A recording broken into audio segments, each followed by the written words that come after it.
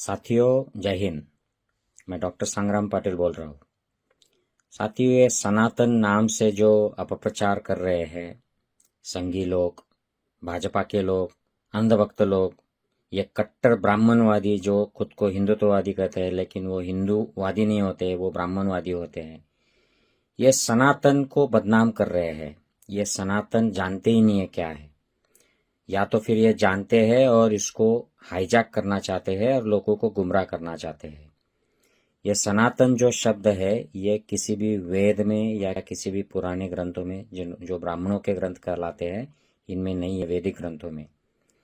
हाँ, यहाँ तक कि भगवान शब्द भी नहीं आता है। तो ये भगवान और ये सनातन ये बुद्ध साहित्य के शब्द है।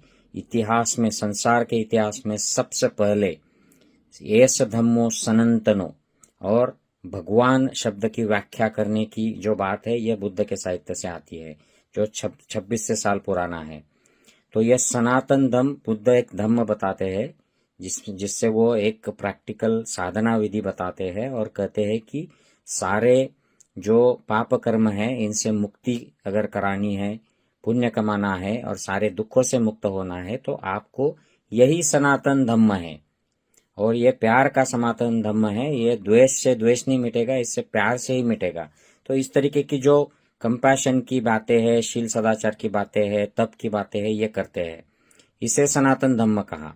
तो इन लोगों ने, ब्राह्मणवादी लोगों ने बाद में यह शब्द उठाया, हाईजैक किया और फिर अलग अलग लोगों को अवतार, काल्पनिक लोगों को अवतार, देवी देवता घोषित कर दिया। ये भगवान शब्द सबसे पहले बुद्ध साहित्य से आता है। बुद्ध ने कहा था, भग रागो तो दो भगवा, भग दोषो सो भगवा, भग मोहो सो भगवा। जिसने राग, द्वेष और मोह को भग्न कर दिया वो भगवा हुआ, और वो भगवा शब्द का अपभ्रंश होके भगवान हुआ है। ये कई भी वेदों में बुद्ध के पहले शब्द नहीं आता है और ये सनातन शब्द भी नहीं आता है। ये भगवान बुद्ध के परंपरा का शब्द है, जो श्रमण परंपरा है, ये ब्राह्मण परंपरा नहीं है।